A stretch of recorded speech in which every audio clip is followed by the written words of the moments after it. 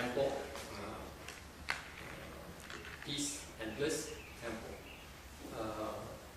tổ chức ở chùa An Lạc của sư bà Nguyên Thành.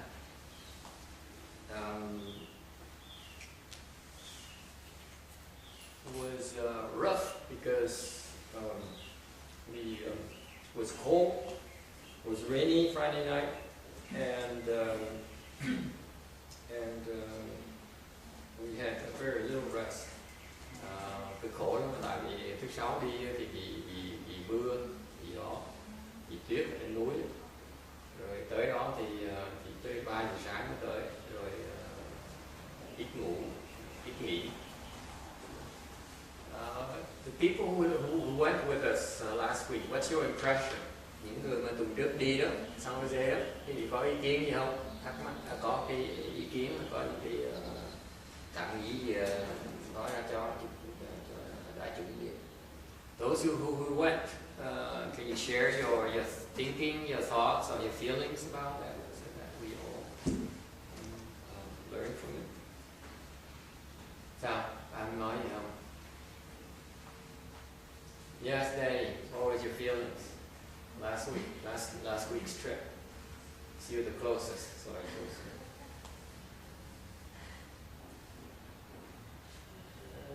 Long trip. Long trip. And what else?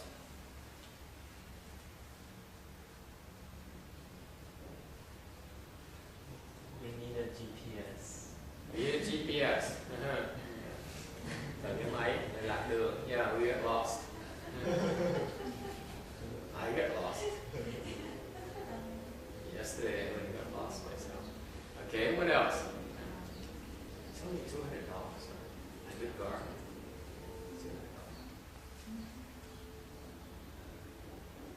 A built-in in my van is going to cost $1,500. Okay, what else? Sao có gì khác nữa không? Yeah. Yes. Oh, you're here. What's wrong with you? I don't know. I was so impressed with the people that were there. There were so many people, and they were just very nice to us, and they seemed so appreciative of the Dharma. Rất nhiều người tới đó tham dự lắm, và họ rất tử tế với mấy cái người này, rồi họ rất thích tu cái pháp tịnh độ chúng ta. Yes.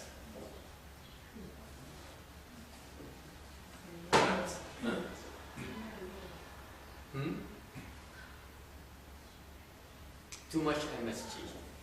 Nhiều bột ngọt quá. That part was bad. My mouth is still powder in my nose. Họ nấu toàn bột ngọt không à? Cái chùa đó họ bán đồ ăn chay, họ bán nhiều đồ ăn lắm. Có vẻ bán rất nhiều. Mexico bận rộn nấu ăn cả ngày cả đêm, thì họ bán nhiều đồ ăn có vẻ ngon lắm, nhưng đều bán toàn bột ngọt không à, hầm tỏi.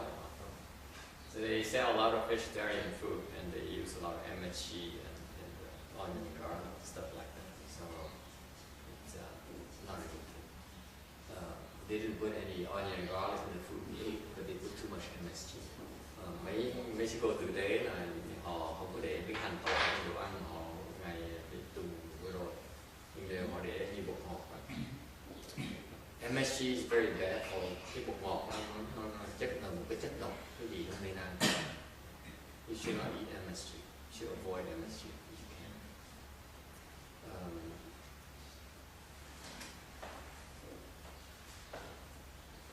All right. Anyone else?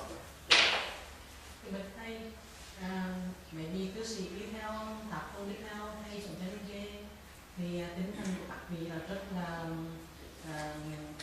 như là rất là nghiêm túc và tham dự các khóa lễ của các đại chúng. Thì giống như có người ở dưới trên đây người ta nhận định, người ta nói về việc là cái đoàn cư sĩ của mình là cư sĩ ở dưới đó giống như là ngọc người Việt đó. Ngọc người Việt đấy. Ngọc người Việt. Là mình nghĩ rất là nghiêm trang và rất là đẹp. Họ mình sẽ cho mấy con chỉ nghe ngọn con chỉ phải làm lại thôi. Ai nói? Nên cư sĩ ở dưới đó.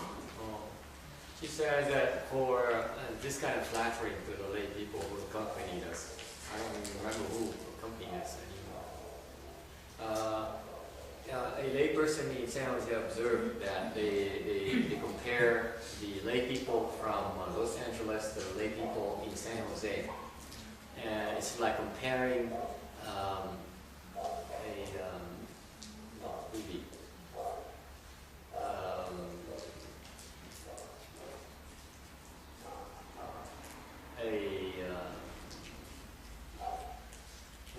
what's a red bird? Huh? It stands on one foot. Crane. Yeah, flamingo. Let's compare flamingo versus a goose.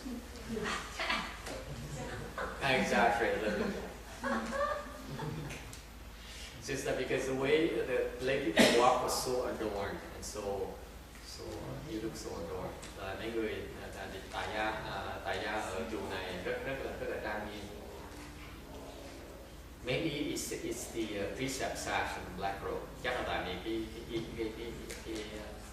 y nó là cái áo đen, I think. Nói là cái khác mà cái gì để ý. Nói là what impresses me most about the lay people who accompanied us is that they're not only are they adorned. Cái tôi thích nhất là mấy người tại gia đi theo không phải là họ chỉ là trang nghiêm không, mà họ rất là có cái tâm từ bi. They're very impressed with their mind of compassion and kindness. The Kung Fu is definitely higher than much higher. Tại vì Kung Fu những người tại gia mà đi theo tuần vừa rồi đi Kung Fu họ cao lắm. Thành ra and yet they're very kind. They came to support the Dharma, not to show off. Họ đi theo như vậy để ủng hộ cái pháp, chứ không phải để mà làm lời hay là để phô từ văn hoa. Có cái tâm từ bi ở trong. And it shows because of that mindset, the locals were very receptive to them. Vì cái tâm họ như vậy, thành ra những người trong nó sẽ rất cảm kích. It's not a coincidence that people were nice to them and very receptive to the Dharma. Cái lý do mà những cái người mà San Jose người ta thoải mái, người ta mến chúng ta là tại vì cái tâm của họ thấy họ chỉ hưởng ứng lại với cái tâm của những người tại gia và đi theo chúng mình.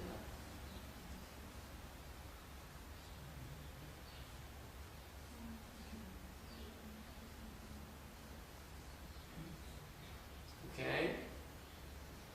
Randy, what's your impression of that trip? I already forgot.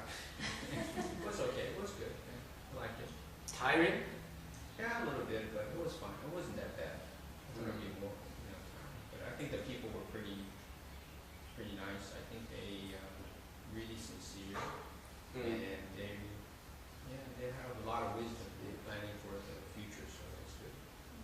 Planning for the future? What do you mean? The group, they're seeking their rebirth. So That's what I was They're thinking. not like stupid like us looking for money and fame. They really, they put it all down and say, hey, this is they prioritize it. Yeah. They know what's important. That's impressive about them, actually. That's a good point, by the way. Cái này ông này nói này, ông nói cái quan sát là đúng lắm. Ở đó có cái nhóm khoảng chừng 60 người mà họ là cái hồi liên hoa, hồi niệm Phật để mà họ muốn vãng sanh. Những người tại gia cư sĩ họ làm cái hội với nhau. Mỗi lần họ tới cái chùa như vậy họ phải đóng 10 đồng một người. So they have an association of a Pure Land Association, and so it's a lay people association, and they contribute $10 every time they go to the temple to participate in the assembly. Okay, unlike you, I think we are charging you $25. Chùa nào mình cũng bắt chước như vậy, thay vì 10 đồng mình làm 25 đồng thì mình sang. It's more expensive in San Jose. I know in Los Angeles, I think. Anyway, and so they're very sincere. They get together, the older, cái nhóm này nhóm lớn tuổi tức là lớn hơn bác Hòa tí xíu, khoảng 1-2 năm. So a little bit older than Mr. Hoa back there, so 1 or 2 years older, I think, or more. And what Randy observes is that is very, very correct. They're very focused. Cái mà Randy nói rất là để ý là cái nhóm này họ lớn tuổi, nên họ muốn chuyện thôi, họ muốn vãng sanh. They only want one thing, rebirth, to the Pure Land. That's the objective. Họ muốn được vãng sanh. Nhưng họ tội lắm. Họ muốn vãng sanh mà họ không nói được là họ muốn vãng sanh kiếp này nữa. And the sad thing about that is they can't even express it in the terms of the way we do it. We want to rebirth this lifetime, not the next. Mình rõ ràng cái pháp mình muốn vãng sanh ngày cái kiếp này, không muốn đợi. Họ thì họ muốn vãng sanh, họ không nói rõ ràng cho mình được những điều đó. Có Phật tử hiểu cái khác biệt không? Mình muốn kiếp này nó rõ ràng, nhưng họ muốn kiếp này họ không dám nói ra luôn. Họ không có quyền nói, còn mình có quyền rồi. The difference is that they want rebirth. And what's the difference between their trying to get rebirth and our people getting rebirth? We spell it out. We say we want rebirth right now, this lifetime. We don't want to wait. And they have no dharma that enables them to have that luxury to try to get rebirth this very lifetime. Okay. So even so, they believe in Pure Land. Nhưng điều mặc dầu như vậy, họ tin vào cái pháp tịnh độ. Thành ra họ muốn dùng cái pháp tịnh độ để mà vãng sanh. And they want to use the Pure Land Dharma to seek rebirth.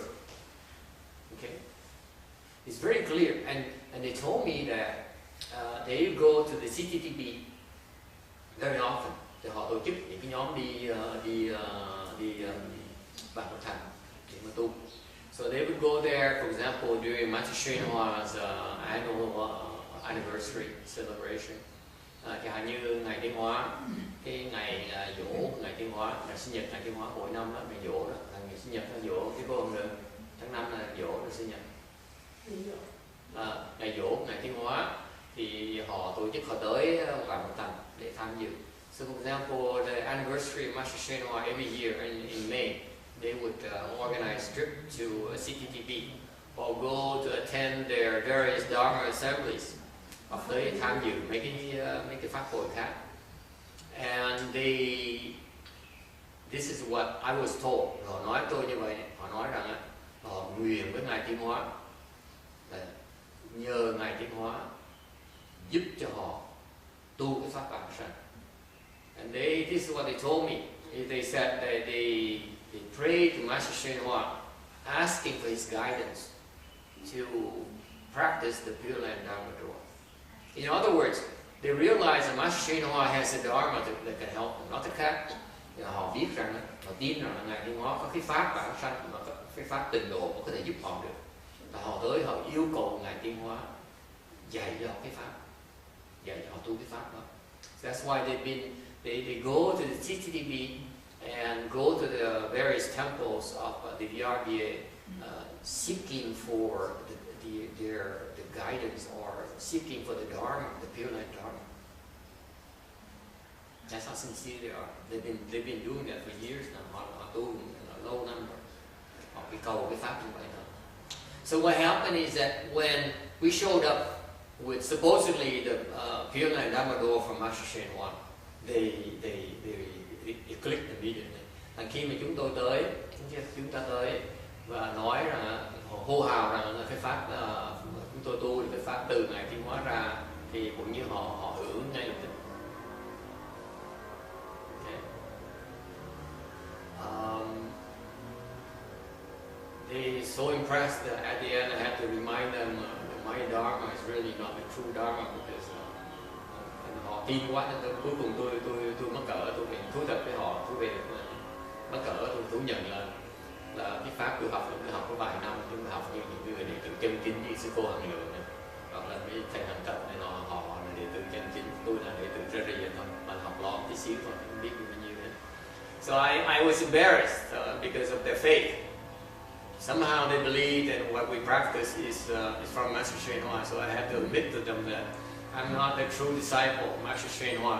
The true disciples are the Hung generation, where they learn the Dharma from Master YongHua. I only learned it from him for 4.5 years, so I don't know much. And yet it didn't seem unfazed about it. Mặc dù mình nói như vậy mà họ tưởng mình khiêm tốn, mà cũng đỡ khổ, cũng để nổi mất mặt lắm. So I think they thought that I was being humble or something.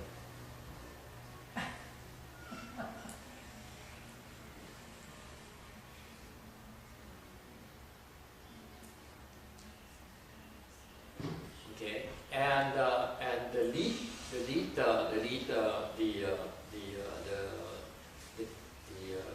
leader of the association, cái cô mà lãnh đạo của cái nhóm đó, trưởng nhóm, tiếng Việt là trưởng nhóm. Tôi phải biết president, vice president, không biết trưởng nhóm cái gì nữa. I am used to president, vice president. I never know about leader. Anyway, so this is the leader. She called me the following on Monday when I got back. Thì ngày thứ hai vừa rồi, thứ hai này là tuần này mới về một cái là cái bà kia, bà réo tôi, mà lúc ở đó bà quay tôi nhưng bà hỏi tôi nhiều. When I was there, she asked a lot of questions in public as well as in private. Lúc ở đó thì bà hỏi nhiều câu, trong cái đại chúng bà hỏi rất nhiều câu. Xong rồi ra bà chặn tôi ngoài xe, ngoài parking lot, bà hỏi thêm riêng nữa, bà hỏi riêng về cái trường hợp bà nữa, trường hợp bà ra sao.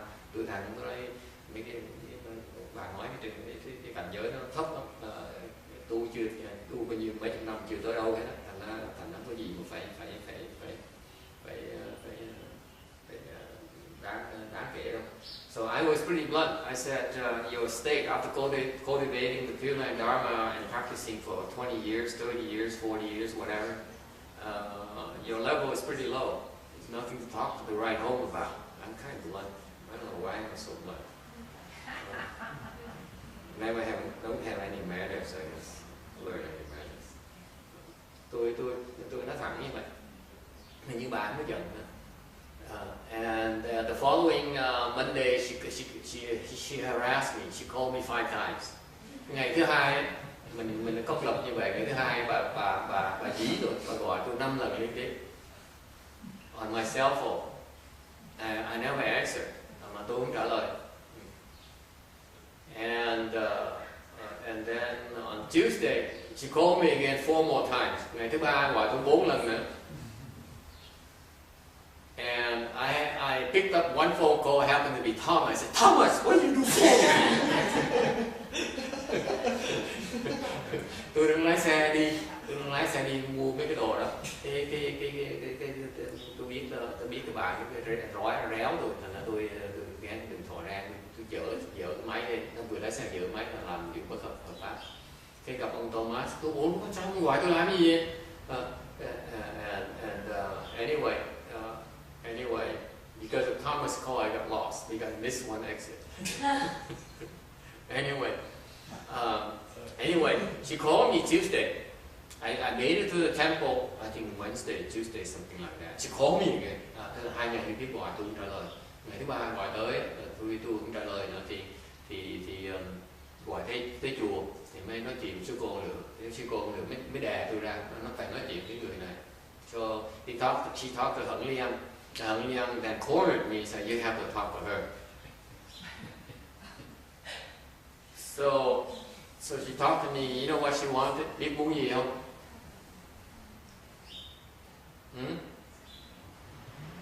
What do you think she wanted? Besides giving me money. Ngoài ra muốn cúng tiền được cái gì quý vị nghĩ bà muốn gì? Huh? What What do you think? Xin làm cái gì sư? Nghe hả ta? Hướng dẫn họ, No. hướng dẫn tu tập thôi. No. No. She wants us to come there. No. Oh, she wants to help with them. No. Okay, sure. That's Huh? The ticket. How to go? How to go? She wanted to be my pupil. Oh, nice. Cái bà này réo tôi để làm gì? Réo tôi để xin làm một trò. I said, mà sau khi mình đã chửi bà, this is after I said your level is too low. Your achievement is nothing. It's just like when I talked to Thomas. Her level is a little higher than Thomas when I first met you. Now you said you zero. And this woman said, your state is nothing. It's so far away from where we need to be. Anyway, so she wanted to be my pupil. Muốn nói xin học, xin làm học trò thôi. It's kind of interesting because I'm perplexed because I know that this woman here has seen the disciples của Master YongHua. Cái bà này bà dữ lắm, bà thứ dữ, bà đứng làm trưởng nhóm mà.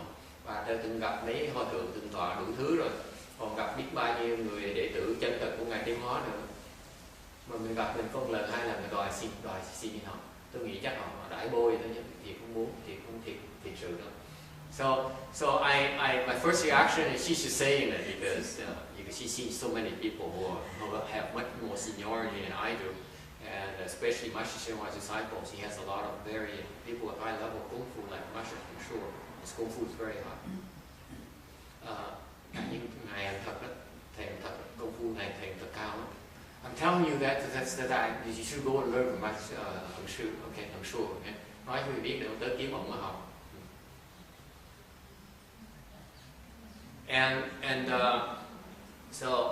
But somehow after 2 days of practicing with day and a half practicing with us, she decided she wanted to be my pupil. Bộ nhưng tu có 1 ngày rưỡi á, xong rồi xin réo để mà xin làm học trò. Anh tôi tưởng cái bà chỉ nói cho lịch sự vậy thôi chứ mà làm réo vậy thôi. And it turns out that a few days later I realized she was serious. Vài ngày sau tôi mới khám phá là bà thành tâm. So that's why I decided that I will go to San Jose once a month. Bởi vậy tôi mới quyết định là một tháng sẽ đi một lần để San Jose. Một lần. Nếu như có sư cô lượng cho phép. If Emitofuo allows us to go. You see? Obstruction already. She's not getting cold. See? She no. Gotta take care of the temple first. Lo cho chùa này trước. So if the abbess of the Anlat temple allows us, we're going to go there once. I will go there once a month. Nếu như sư bà mà cho phép, mà cho tới đó. On a Saturday, một ngày thứ bảy, một tháng đi một lần. So I'll be driving on Friday night, go to Anlat temple, and then return on Saturday afternoon. The program will be from 8 to 4. Chương trình là tối thứ 6 đi, 8 giờ sáng tới đó bắt đầu luyện, xong rồi chiều 4-5 giờ sẽ trở về, lái về. And then Sunday we have this Dharma assembly here. So that means that all of you, the rest of you, can have one Saturday off a month. Có nghĩa là sao? Có nghĩa là những cái người ở đây á, có thể một ngày thứ bảy một tháng có thể nghỉ ở nhà được, không cần tới chùa. Yes. Những người như các bạn đến á, cùng đi được thôi, được không cái này. So the question is, what about the people who want to go to San Jose because they don't want to stay home on Saturday? Actually, she offered to fly me up there. Bà nói là bà tính bay đi lên. Yeah. Họ nhiều đâu mình về ngày thường không cần một ngày thường. Thầy ngày thường thầy bận, thầy không muốn làm việc ngày thường. I only work on the weekend. She says they agree to hold the Dharma assembly on weekday as well. These are all retirees, old women. A lot of money on the mattress.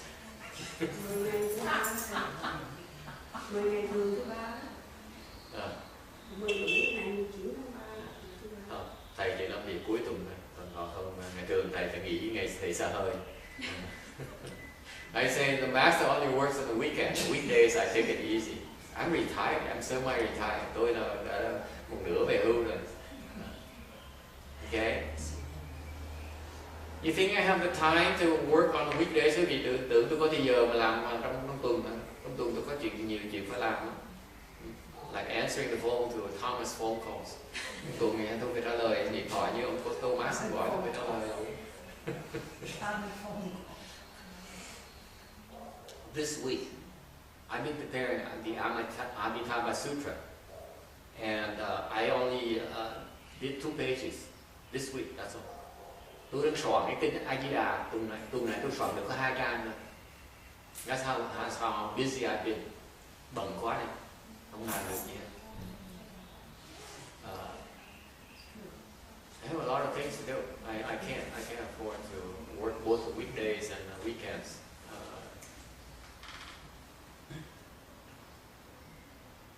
Maybe when I move to a bigger town. No.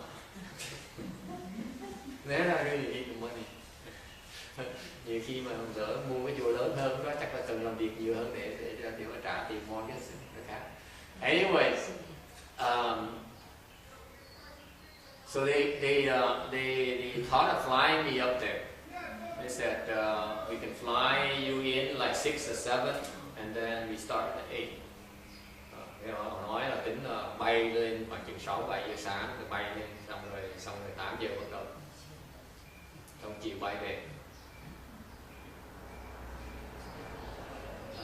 So those of you who want to accompany me, you can fly as well. Ai muốn đi bay theo cũng được. Who wants to fly with me? Ai muốn bay theo? No one. There's no flight that you're gonna be there at 8. No flight on the weekend. Yeah, because from the airport there to drive, by the time you get to the temple is gonna be 9 o'clock. I don't mind. You can shorten it. No, I told her I expected people to want to come with me. Tôi mới trả lời, tôi nói là thiệt ra tôi tính lái xe đi, tôi mua chiếc xe, với lại tôi đùa. Tôi nói tính lái xe đi tại vì tôi biết có nhiều người muốn đi theo. So the answer to the last question is, if you want to come along, you sure can. Nếu cái gì muốn đi, có thể đi. If you want to desert your family and come along with me, I'm not going to object. Nếu quý vị muốn trốn gia đình đó, và đi theo tôi thì tôi sẵn sàng. Okay. My van, I have 5 slots in my van, 5-6 slots in my van, even 7 actually. And if need be, we can drive more if more people want to come along as well. Xe tôi thì có chở được là 6 người, 8 người, 6 người đến 7 người, 5 người đến 7 người. Họ có thể lái thêm xe nếu có nhiều người muốn đi. Ok. Sẽ là 8 người thì 8 người ngồi chật. Tôi muốn ngồi là họ đi theo. I prefer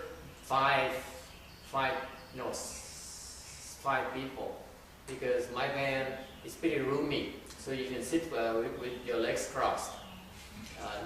Lý do là rộng như vậy, đi rộng tại muốn cái vị ngồi xếp bằng, nhưng mà tôi muốn cái vị ngồi duỗi chân ra. That's the only requirement. You go with my van, on my van, you have to sit cross-legged. Đấy, cái đó là điều kiện của tôi đó. Muốn đi trong cái xe của tôi đó, là phải xếp bằng từ đầu, from the beginning. You hop on my van until we get to San Jose. You have to sit cross-legged. Cái người đi theo tôi á, điều kiện là vậy đó. Lên xe tôi á, trừ phi người lái thôi, except for the driver. You have to cross your legs the whole time. No crossing. And between us, Jasmine, she's such a weird. She sits way in the back. I just never said cái cô Jasmine nó xấu với nhau, sao đừng ngồi cho vui. Cái cô mở xe đi cô. You know Jasmine, right? The cute one who sits in the back. Cái cô mà xinh mà ngồi, trẻ mà xe cô lái mỗi tuần lái tới đây 2 tiếng đồng hồ đó. Okay? Cái cô Jasmine sao đó? Cô đó cô núp lên xe tôi chạy tuốt ra sau ngồi khoảng chừng nửa tiếng xong duỗi chân ra. So she would cross her legs for half an hour and then she would stretch her legs for the entire time. You don't miss a trick, Minister. I can't touch her because she does such good work with my paperwork that I don't dare offend her. Cái cô này tôi sợ cô, tại sao? Tại cô đắc lực quá đấy. Cô lo mấy cái giấy tờ tôi, cô lo giỏi quá đi. Sai cái gì là làm phóc. Làm rất là giỏi. Thằng Tung nhắm đụng cổ, Tung nhắm chụp chọc cổ này. Thằng Tung cứ để cô duỗi chân ra, đều lần sau là không cho. Lần sau là một lần thôi. I only allow one chance. Next time, cross your legs. Sau đi nó sẽ xếp vào.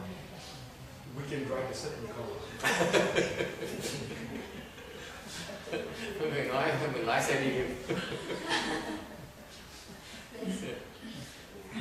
Like Roberta, she would cross her legs for 2 hours.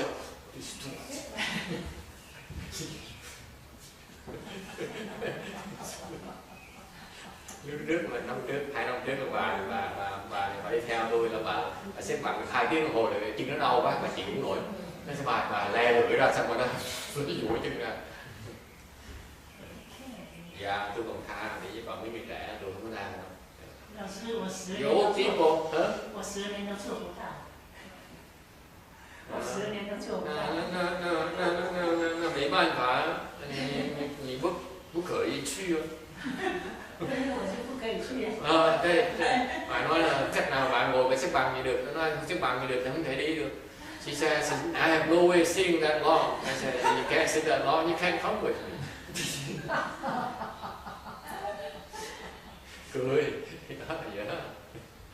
And then when you get to San Jose, you have to sit cross-legged as well. Không phải ngồi trên xe không, tới đó là phải ngồi xếp bằng niệm Phật nữa. Sẵn mặt. Now no one dares to come along with me. I'm flying.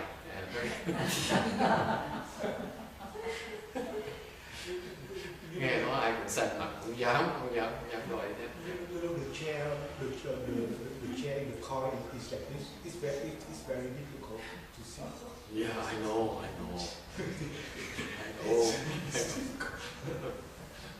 One nice thing about sitting like that is you've got the back of the chair of the seat. Really, that does help a lot. Because when you sit on the floor, you don't. It's a lot easier Yes, but to it's fall asleep. It's easy to fall asleep. You lean back like that, it's easier to fall asleep. What happens is you fall asleep, you can sit like that much easier. That's what I do. I cross the legs and I fall asleep. Okay. So, any other questions? I thắc mắc gì nữa? Yes, Janice. Two boys asked me a question. Two? Two boys in San Jose asked a question. Two boys? Yes. You talk to boys now? You're supposed to recite the Buddha's name. What are you doing talking to boys? Cô này ghê thiệt á. Đi theo nó thấy con trai tới nói chuyện với trai không? Yes, go ahead. Now you gotta face all of it. Yeah, this is embarrassing. We thought we were serious cultivators. Mình cứ tưởng mình tới đó mình tu, mình tới với trai. Yes. One boy asked, the younger brother asked, he said, can I tell you the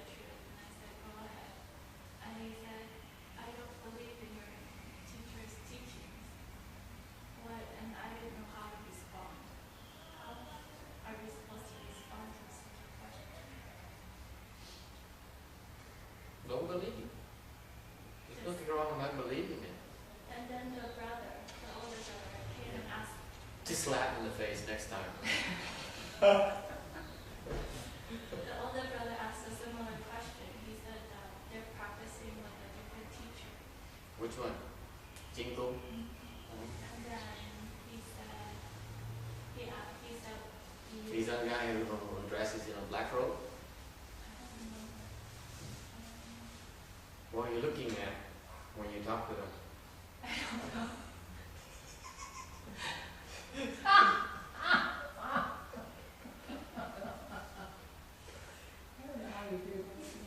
I don't know. Yeah, I'm trying to keep a straight face. Yeah? What does he want? What is his question? And he said that they're learning from like different teachers. Yeah? So who should they trust and who should they believe? Okay. Like who's the right one to go to? Why would they ask you? I don't. They just both brought it up to me, and I. Why do you think brought it up to you? They want to talk to you. Why didn't bring it up to Roberta? Definitely not. Her English is better than yours. Roberta's washing the dishes, that's why. How about Randy? He's a man. There's a he-man along with our assembly. How about Danny? They chose to talk to a girl.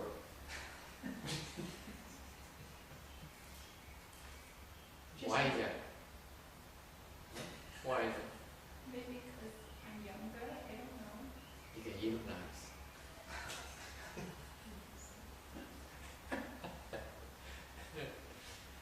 And you don't really know how to answer them? All these years have been wasted.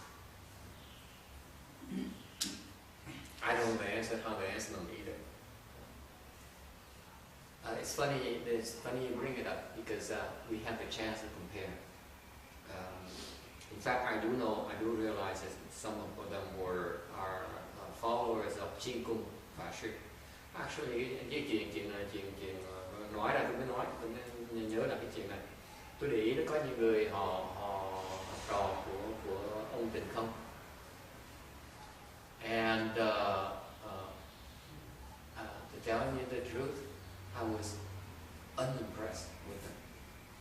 Nói thiệt quý vị ạ, thấy tôi liếc họ một cái, tôi thấy công phu họ thấp quá thấp. The công phu is way too low. They also meditate.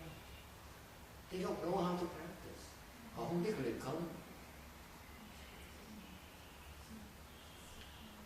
The Kung Fu is even lower than that group, that recitation group. Công phu họ thấp hơn cái nhóm mà họ niệm Phật. Especially the young ones who talk to Janice, the cute boys who talk to Janice, the Kung Fu is too low. Nhất là hai cái ông mà trẻ mà nói chuyện với cô này, công phu họ thấp quá thấp. So that's why the question is so stupid. It's not worth answering. Cái câu hỏi nó dốt quá thành ra nó không cần trả lời. My answer, they asked me, I said, no, you go to learn from Jin Kung. Don't come to me. I'm no good. That's how I answered it. Okay, you're right. I'm no good. You should go follow the monks of seniority. Nếu tôi hỏi thẳng tôi trả lời thẳng ngay tôi nói là đừng có tin tôi, tại vì tôi là chỉ là tiểu tăng thôi, không nên theo tôi, theo mấy cái đại sư, mấy cái hòa thượng thượng tọa nó có lợi hơn. Okay. Why is that? Tại sao mình nói như vậy? Tại sao như vậy? Why Janice? Why should I send? Why would I answer like that?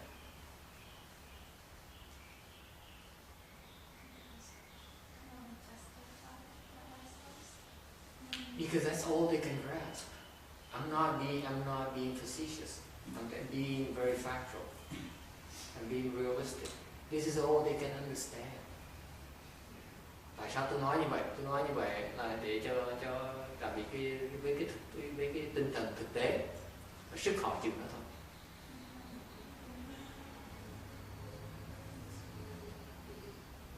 Ok? Dạy không được, mấy người đó dạy không được. Good. Tôi không phí thì giờ dạy. I don't waste my time trying to teach them. I will encourage them to go somewhere else. Những người muốn đủ sức á, mình khuyến khích đi họ gặp mấy cái người mà cái trình độ mà họ nó thích hợp cho họ hơn.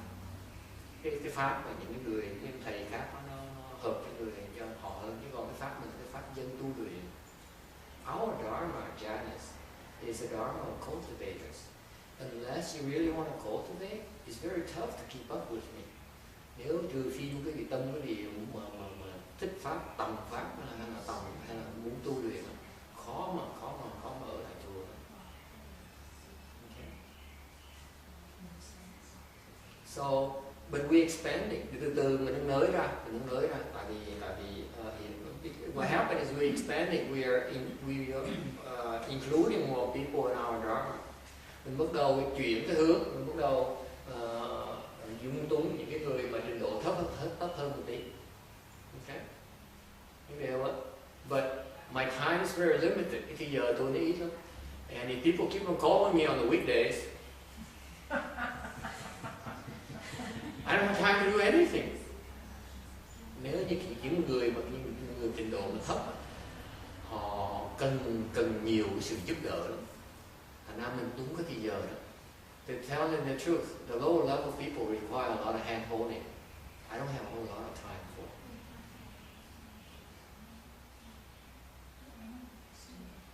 Okay?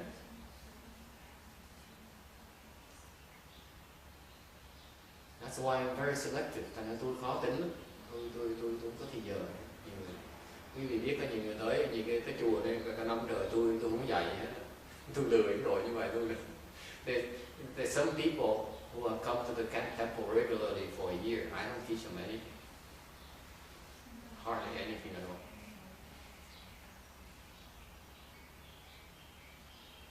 Okay. I put you through a lot of tests. Nó thì cái việc quý vị gặp tôi là phải đi qua rất nhiều cái chông gai, cái thử thách dễ sợ. Không có dễ đâu, phải sư bà. Ở cái thầy cực kỳ khó. Cái tuần ta đòi thầy khó. Anyway, so this is how you answer them. You know, these people I ignore them,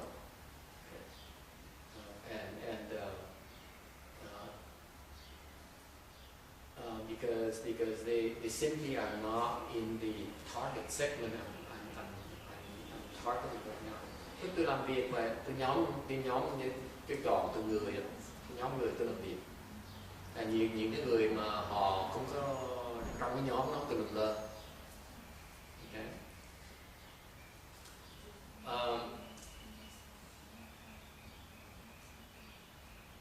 Any other question? Ai thắc mắc gì khác không?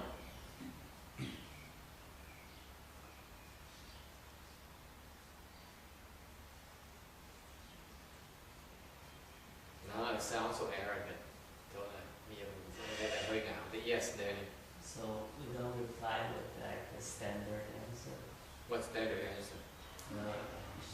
We said that you should see if the teacher has greed for fame, for money, or for sex, or is the teacher trying to benefit himself rather than others? If you want. I tend to be more blunt. Just leave me alone.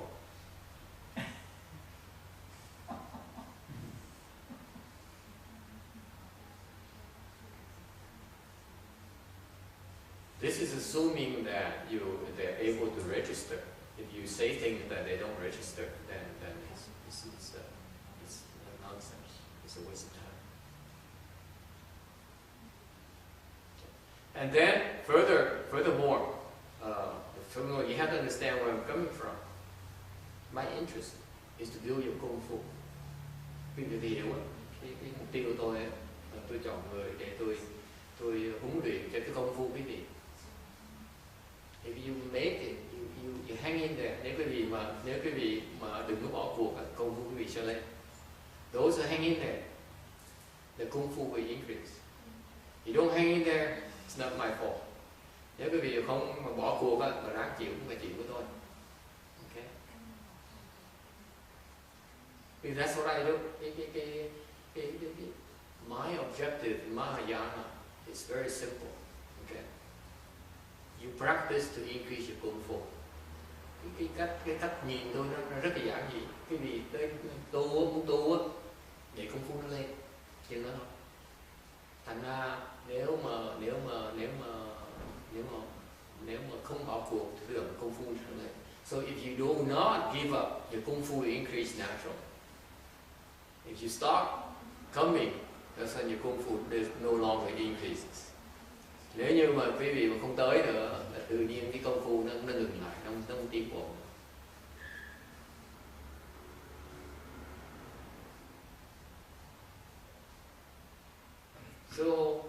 So in contrast, these guys, they go to Jin Kung, như họ tới ông Tịnh Không, cái nhóm nó tới Tịnh Không niệm Phật đó. I would tell you the Kung Fu does not increase at all. Hard for over 20 years. Họ tới tụng 20 năm nữa, Kung Fu không lên bao nhiêu, một nấc là cũng. Trong đó người cái chùa chúng ta vài tháng mà lên vụt. Okay. Tại sao? Nhưng mà cách luyện nó khác, cái pháp luyện công mà nó khác nhiều. Như bác này, cái bác tới tôi là bác mới có sơ thiền. Cái tới sơ thiền. Tại sao thiền nó làm với mình? Tôi đâu có biết, tôi chỉ làm thôi. Nhiều bác là tam thiền. Tới tôi có vài tháng lên tam thiền anh. Tôi cả đời đó, không lên nổi đâu. Để có vài tháng lên, cứ có cái cách luyện khác. Thành ra cái chuyện cái cách mà huấn luyện chúng tôi không có gì thử thách dễ sợ. Thử thách để quý vị bỏ cuộc. Cái người không bỏ cuộc sẽ tiến bộ. Người bỏ cuộc khác chuyện. Chẳng cứ dạy cái gì cái gì. Dạy cái gì tầm sư kiếm thầy đi. Muốn luyện phải kiếm thầy. Đừng có nghĩ rằng là tôi chọn thầy. Okay? So the way I teach is very unusual because I put you through a lot of tests. The test may be in the form I might not teaching you at all.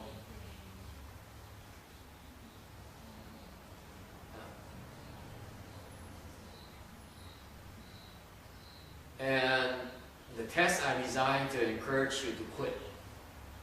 If you don't quit, your Kung Fu will increase. See, like Linda, for example, she Kung Fu increased very quickly. So I put her in the next test, she quit me. Same thing with Josephine. Same thing with Mel. They think they got it made. They say, oh, then I learned so much with this guy, and my Kung Fu is so high already. Give them a test, boom, they got it. Couldn't take it. Now you know Roberta. These guys thought that I didn't know what I was doing. I put them in test. They failed me. You didn't fail yet. Now you know. So if you quit because you failed the test.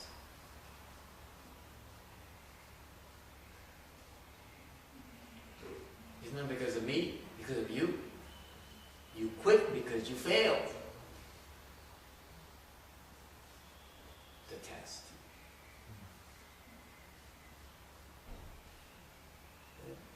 Chinese nun failed the test very first week. Cái sư cô người Tàu tới đây tuần đầu tiên là rớt, lập tức tôi cứu cho 2 tháng để tôi dạy tiếp 2 tháng. The Chinese nun came and failed the very first test, the very first day. I kept her for 2 more months. try to help her out, kept failing test after test after test after test. Và cái sư cô này là tôi cố gắng giữ để làm gì? Để tôi học cái tánh nhận. Là cái loại người trước giờ tôi mang tiếng là khi chuông đuổi người ta, cái người này tôi giữ lại. Là cứ bị đánh rớt hoài mà tôi cứ giữ như thế.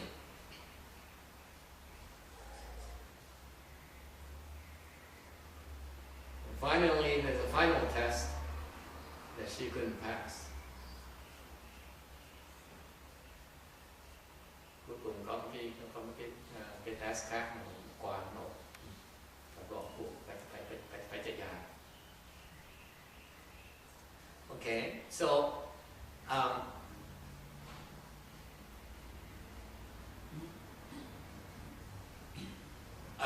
I also ran into one of my pupils.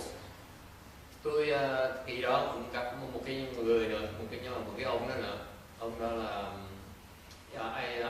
he used to come and learn chant from me two years ago when I went to the other temple in San Jose. Cách đây 2 năm khi mà tôi tới San Jose tôi dạy thiền với lại giảng kinh đó, kinh Di giáo, thì ông đó tới học với tôi. He came and learned chant from me, and he came in at 0. Tới đó thì ông là trình độ 0 thiền. Luyện thiền với tôi trong 4 tháng thì tăng được lên nhị thiền. After 4 months he made it to second dhyana. And then I introduced him to Master YongHua and DRBA. Rồi tôi mới khuyên ông, tại vì tôi xa quá, tôi mới khuyên ông nên tới bên Vạn Phật Thành đó, mà học. Tại vì ông muốn luyện, ông muốn tu luyện. Rồi tôi khuyên ở cái bên kia họ có cái pháp, còn cái chỗ mà ông tới trước giờ không có cái pháp mà để họ. So I basically told him he needs to go to draw near the DRBA because they have talented people who can train him. For example, between us, Jin Kung has no dharma to train his people. Cái ông Tịnh Không á, ông có pháp luyện người nữa. Chính nhất bên Vạn Phật Thành họ có cái pháp. At least the DRBA has dharma to train the people. This Master Srinivas has one.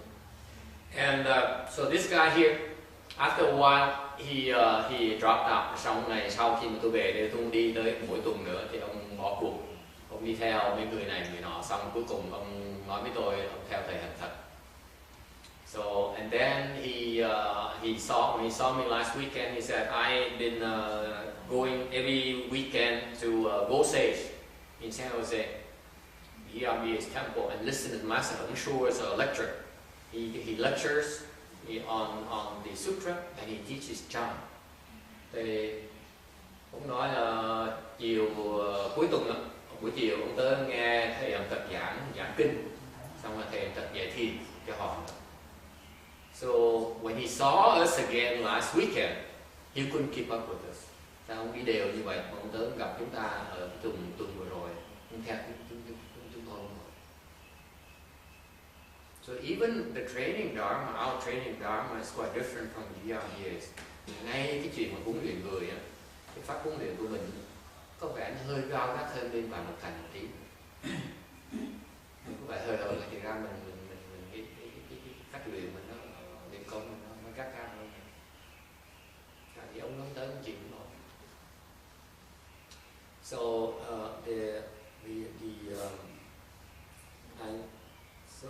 our training dharma is more rigorous than YongHua's dharma. Okay? I know I'm infringing on the true disciples of Master Srinivas, but every now and then I have to tell you what I think. No one believes me anyway. Like the other young man who wanted to talk to Janice, I didn't believe what he said anyway, so it doesn't matter what I say.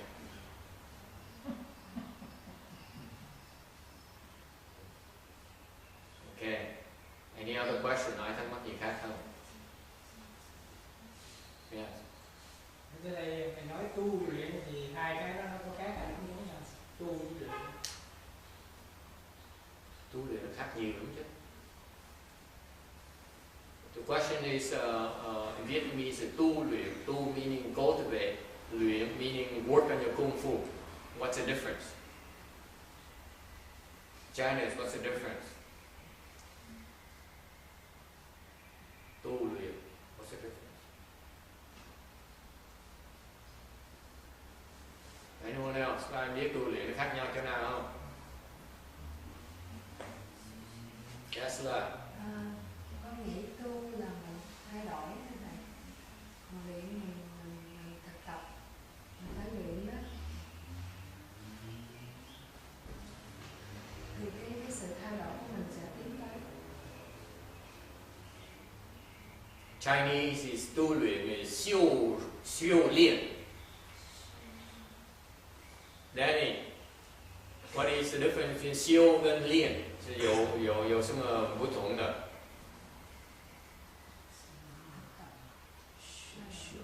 Show is repair, right? And the end is more like you refine. Very good. This is what the Chinese is much more accurate as a language than the English. Cái nào nó trả lời cái ý tâm ý đúng. Tâm đúng là cái chữ Hoa đó nó chính xác hơn với cái chữ Anh. You guys miss so much English than Chinese. Xiu is to repair. Tu là sửa. Sửa cái gì? Sửa cái hư của mình. Sửa cái sơ khuyết của mình. You repair what? You're repairing your flaws. You're repairing your imperfections.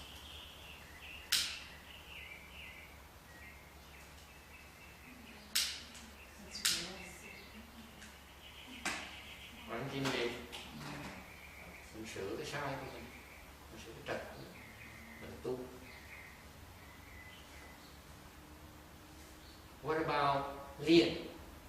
Còn cái phần luyện là sao? So that's to cultivate, to repair. What about luyện, which is to refine? Luyện nghĩa là sao?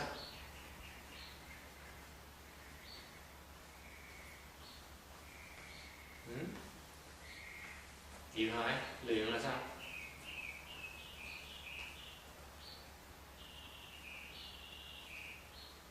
Luyện là refine là làm sao? Cái việc là gì hả? Trau dồi, không? Không. Refine là giống như mình luyện vàng vậy đó.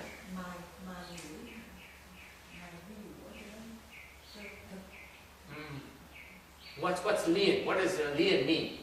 Hey, Chinese boy. I know the Chinese girl. She can't express herself. I'm really the only one who's talking to boys. So what's lien? What does the lien stand for? I can look up the dictionary. Lien has a jin. There's a jinsu. Right? Yes, I think so. Cái chữ luyện á, cái hoa nó có chữ kim. Chính sự phản biện.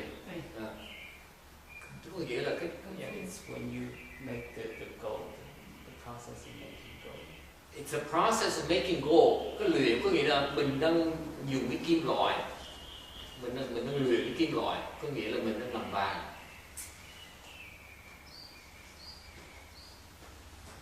Yeah. Tinh chế. That's better. Okay. Yes. 磨练或者锻炼，对。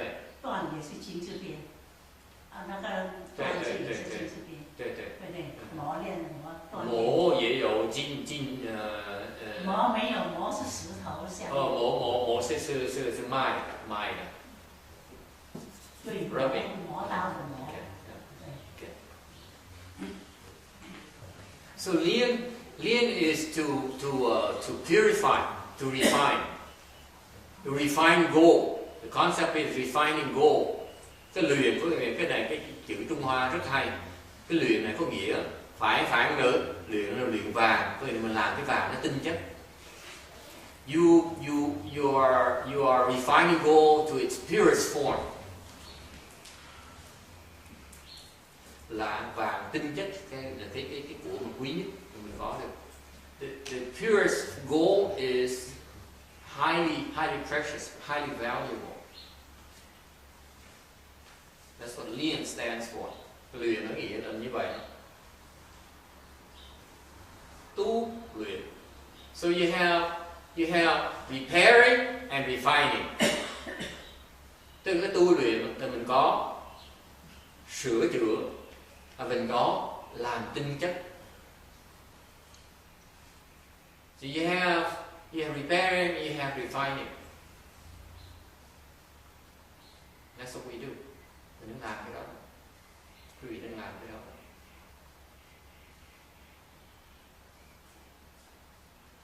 So let's talk about repairing. Nói về cái sửa. Sửa cái gì? Repairing implies that you need to recognize what's wrong with you.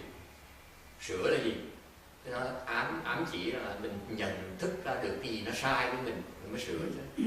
Kinh điển của nó trước giờ tôi đâu có gì sai đâu, tôi đâu có làm lỗi gì đâu, tôi giờ phạm giới đâu. Bạn đi không biết giới được cái gì hết, sao mà biết phạm được? Phải học giới biết phạm. Biết sai, học cái sai, học cái mô tả cái sai mới biết được. So like Kim DNA says, I don't represent, I don't false think. So it means that you are able to recognize what's wrong. Okay, so that's the repair part. Implies you are able to recognize what's wrong versus what's right, and that is described in our Vinaya. Cái sai cái trúng đó trong cái luật của Phật giáo. Okay, and Lian là cái phần luyện là mình what's implied in Lian, trong cái luyện có cái gì trong đó? There are two things. Number one, you made of gold. Thứ nhất là quý vị, cái thể quý vị là vàng, cái thể quý vị là quý báu, rất là quý báu. Your substance is gold, meaning your substance is very precious. See, I don't always scold you. Không phải tôi khi nào tôi muốn chửi quý vị không đâu. Cái thể quý vị là làm bằng vàng. Your substance is of high value, is a gem. Cái thể quý vị là một cái quả báu, cái của báu. Okay. Nghe rõ không? Number two, cái thứ gì là gì?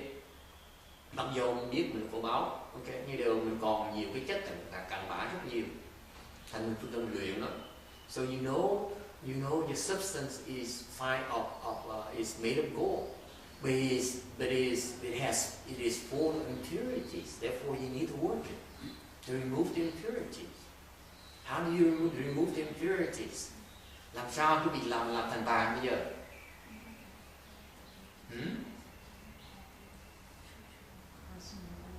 What?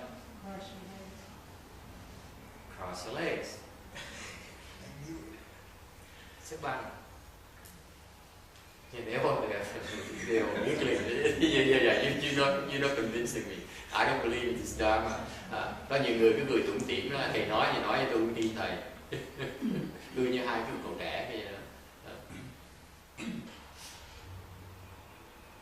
Remember what I say? They don't believe me anyway. Làm sao làm chất cặn bã? Phải dùng lửa. You need to use fire. You need to use high temperature to burn up the impurities. Muốn luyện vàng á, cái người Trung Hoa họ khéo dễ sợ, họ dùng cái chữ rất là hay. Cái khái niệm rất là quan trọng. Muốn luyện vàng là phải dùng lửa mới dùng vàng được. In order to purify gold, you need very high temperature. The Chinese are so clever, they're so wise. And that Lian is also can be used as the one of the four instead of Jing. Yes.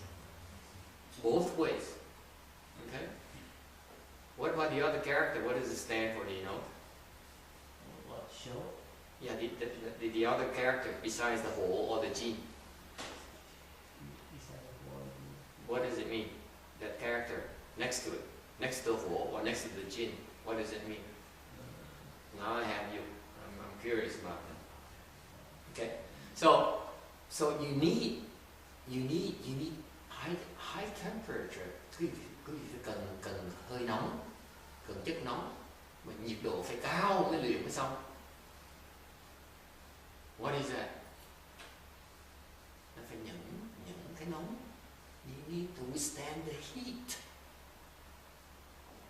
And this is where the other dharmas fail short of our dharma. Bởi vì nói khoe khoang một tí, cái pháp luyện của mình nó khác pháp luyện của những mấy cái chỗ khác, cái chỗ pháp luyện của mình cái nhiệt độ mình nó cao hơn một tí. So I don't mind telling you the truth. In our training dharma, our temperature is a lot higher than Bruce's training temperature of his qigong.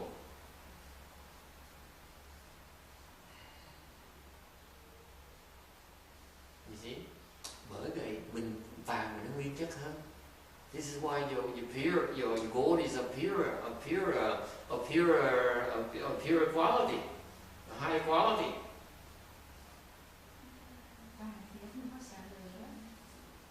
And this is why, because this is how I screen you out. Bởi vậy tôi chọn người như vậy đó, tôi nung lửa cái người ta chạy hết.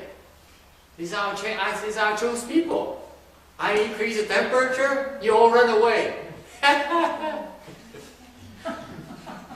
Tôi đuổi người dễ đó, tôi cần đuổi đâu, tôi vặn lửa lên một cái là ai cũng chạy hết, ai cũng chạy dài hết. Thôi thôi để đuổi chân ra. Làm thiện không có sợ lửa, thì đuổi chân không phải làm thiện. Phải làm thiện em ơi. Vậy là người nào đuổi chân là không phải làm thiện, sợ lửa. Tuy nhiên mấy người đuổi chân là tôi làm lơ hết. Mấy người đuổi chân là phải đi làm việc. Pháp của thầy tôi luyện như vậy.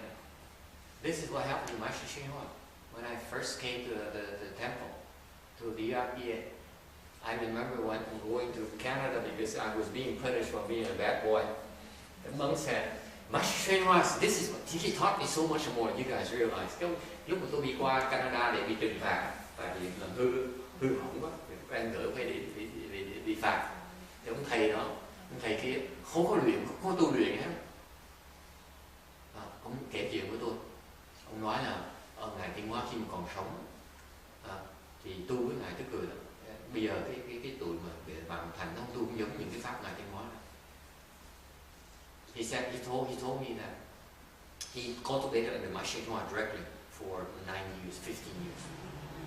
And he says, now I go to CTTV, I don't recognize that Dharma anymore. What they do is some kind of Taiwanese Dharma. It's no longer Master YongHua's Dharma. So I said, oh yeah, so what is Dharma? He says, in my time, there are two classes of people. Ông thầy ông kể tôi thời ông có hai loại người đệ tử ông Thiên Hóa. One who works. Thứ nhất là loại người đi làm việc, như kim tiền phải đi làm việc. Làm việc trước đi ăn. Okay? You work our butts off. You work on the computer, you work on, you work on spraying, painting, you work on, you work in the kitchen, okay? That's the first class of disciples. Second class is what? Nhóm thứ gì là sao? Tôi không chọn người hay lắm. He says second class is those who can meditate. Cái người mà có việc xếp bằng rồi. Cái nhóm người thứ nhì đó là người đi luyện. Họ xếp bằng. So I said, oh yeah. I heard the second group. I said, oh yeah. I said, so how many hours do you need to sit? Tôi mới hỏi thầy là, thưa thầy, hồi Ngài Tiên Hóa đó, mà Ngài cái nhóm thứ nhì mà được Ngài Tiên Hóa chọn cái nhóm thứ nhì đó là họ phải ngồi ngày qua mấy tiếng đồng hồ. The man said 3 hours. Ông thầy nói ngồi ngày 3 tiếng đồng hồ. And then my eyes eyes lit up, mắt tôi nó sáng, tôi mừng quá. Tại hồi đó tôi nhát, tôi không thích làm việc, mắt tôi nó sáng quá. Ông nhìn mắt tôi nó 5 hours, ông nhìn tôi cái mặt nhìn mặt tôi cái nó 5 giờ, tôi nhớ lại 5 giờ đến 3 giờ, mắt tôi vẫn sáng luôn. Mà tôi even brighter. Said, not for you though. Để hôm nay cái đó là tiêu hóa trong cái thời này không có làm nữa. Thành hồi đó ông mới bắt tôi đi làm việc.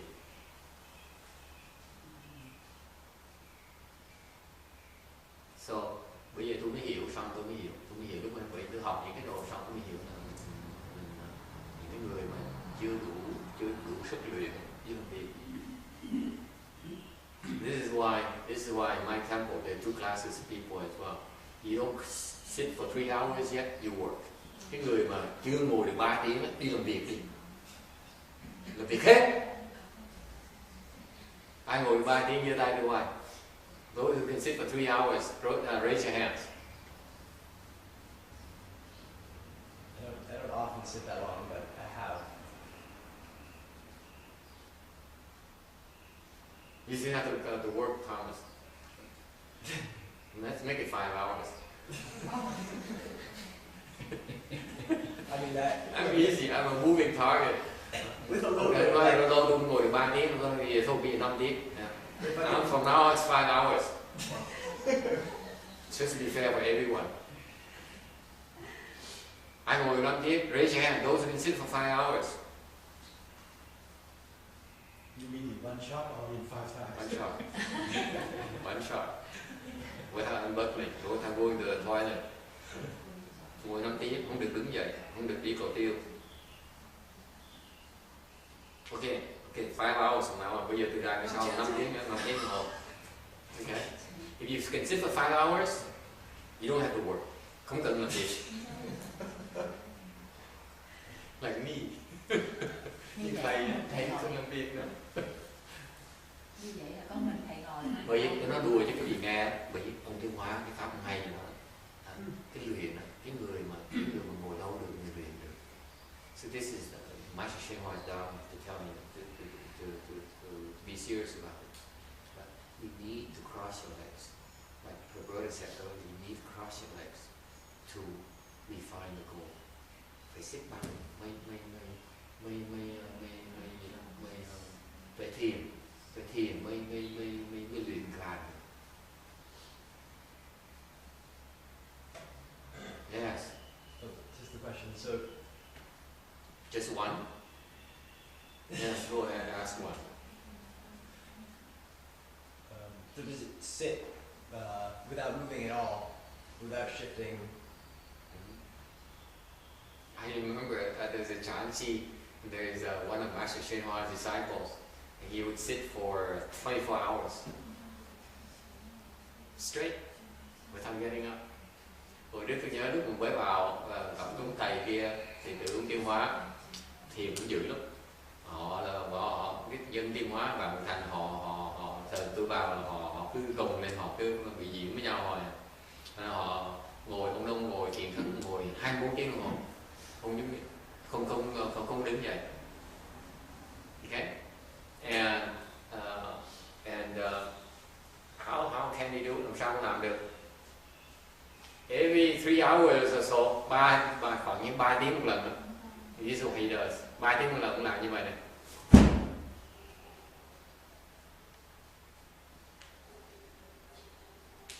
He lifts his legs to relieve the pressure.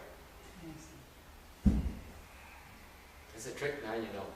Biết đó là cái mèo quý vị học được. Đúng ngồi chân mà chịu không nổi, dẹp nhấc cái chân, nhấc cái chân. So you switch. Switch the. Lift it. Every 15 minutes, then you have no problems.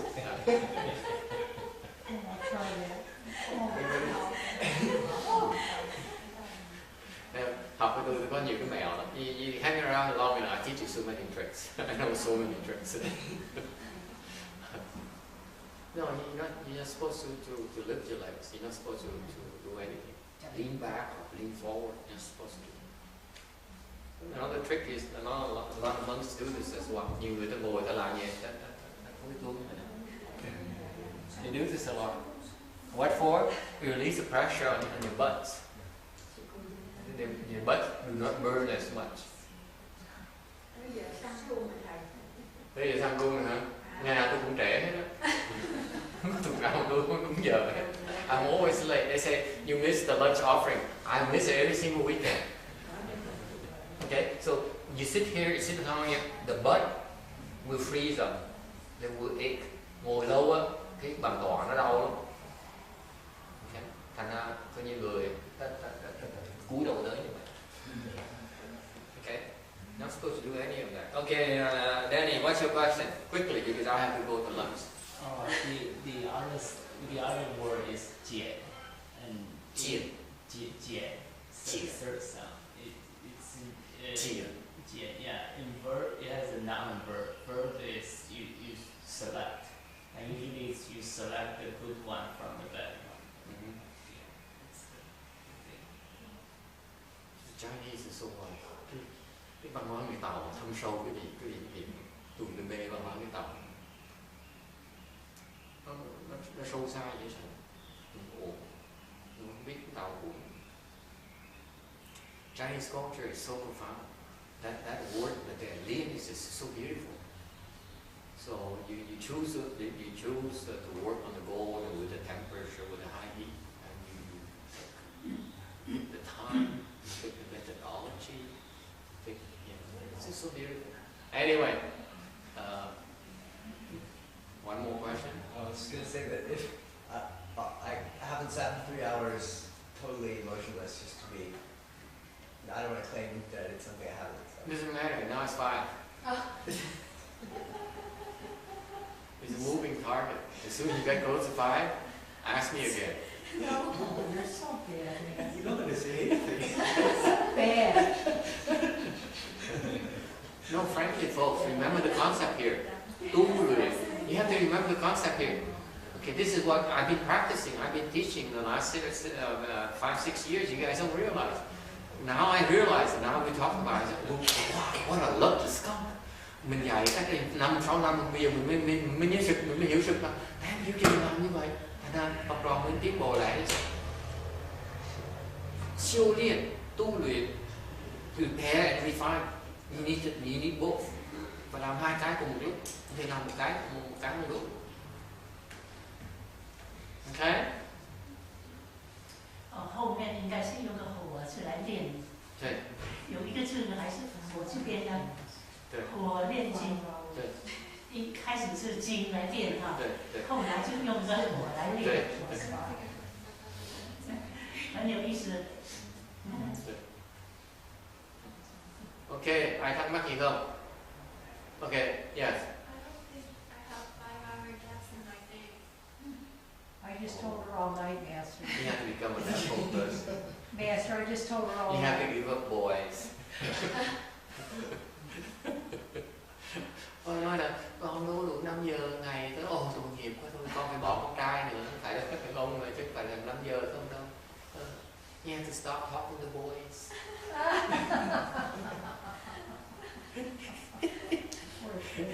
I know she can find 5 hours. No, you don't realize it. You don't realize it. Boys are drawn to her for some reason. I don't know why. I bring her to San Jose. It's the same thing. It's a good thing Jimmy is not here, okay?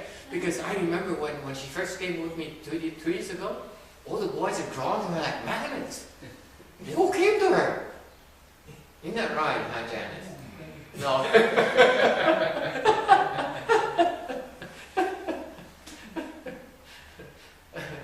Hồi đó đi mình đâu dám nói kể chồng nó đâu, không nhắc được nữa. Anyway, no, think about it, Jan. It's something you do.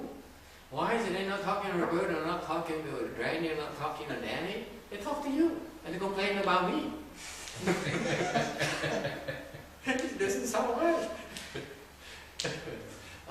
Không chọn nó chọn cái cô xinh xinh, chứ còn mấy bài mấy người khác mà nói tiếng Anh nó không tới nói chuyện. They can tell she's easy to talk to.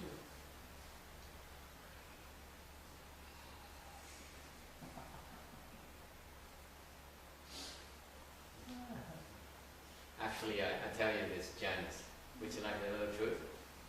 They asked for your help. They trusted you more than any of the other boys.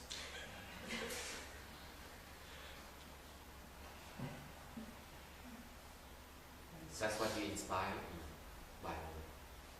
So those questions were designed to say, give me your opinion, because your opinion counts to me. Does it make sense? Not because they're attracted to you alone.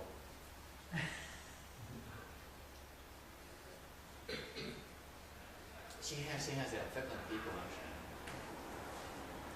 Those two effects, I mean, the special effects.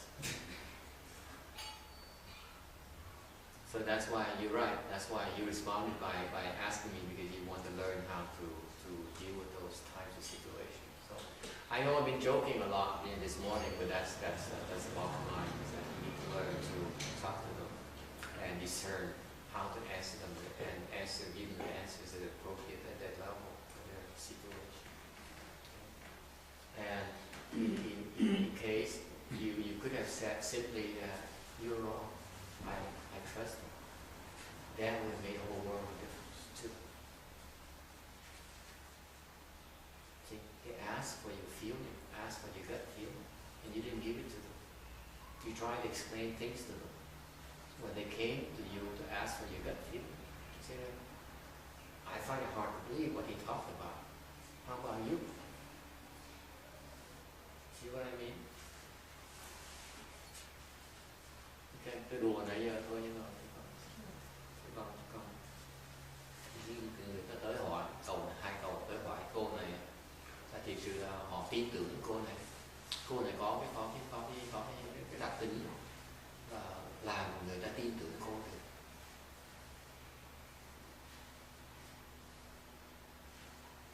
Tại sao cái tin tưởng được? Nó riêng nó xấu khổ tí thôi. Tại tâm cô này tốt. Thành ra cái nhìn ta biết cái người tốt và người xấu. Khi người ta nghĩ người tốt, người ta mới tin cái lời mình nói. Còn nếu cái vị tới mà còn cái người ta vẫn nhìn mình mà thấy mình có cái ác ý ở trong, mình còn cái tâm ác ở trong, người ta không thể tin, hoàn toàn tin tưởng. Hiểu chưa? Tâm cô thì tốt lắm. Thành ra người ta tới đã tin được. Ta hỏi cái lòng tin cô ra sao, mà cô không biết trả lời. Mà cô đắn đo, cô không biết làm sao mà đối phó với chuyện này. Rồi cô dùng cái trí cô để mà trả lời. Thì thật, ta hỏi cái tâm của cô, ta hỏi cái lòng tin của cô. Thì lúc đó nếu mà cô trả lời là tôi không biết ông sao, tôi tin ông thầy tôi, là cô đã giúp cái người đó rất nhiều. Tôi dạy cô cái pháp này. Ta hỏi cái lòng của mình trả lời với cái lòng của mình, đừng nhiều cái trí mình mà trả lời là chết, là tránh được. Okay.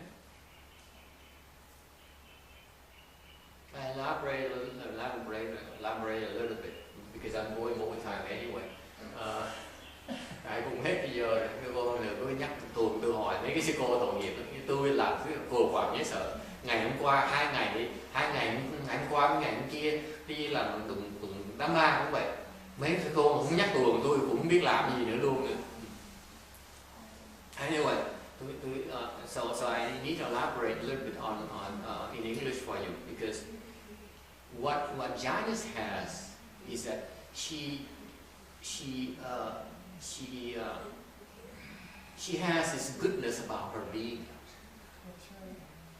She has an absence of malice, an absence of meanness about her being, her demeanor. Except when you touch her kid, that's when she becomes a different person. Okay? Cái cô này như vậy, trừ khi quý vị đụng con cổ thì cái cô hoàn toàn người lỗi ngay lập tức. normally she exudes this kind of kindness, this kind of goodness about her. Okay, and this is what inspires confidence in people. Okay, this is people can sense that. Con người á, khi mà người ta vào cái chỗ tu hành á, ta nhạy về cái chuyện này, ta thấy được cái tốt, cái tâm tốt của cô này. Thành ra tới khi ta so what happens is that they see the goodness in her. That's why if you're good, then people can trust you. If they can detect any kind of meanness in you, okay, that's when they guards up. Does it make sense or not?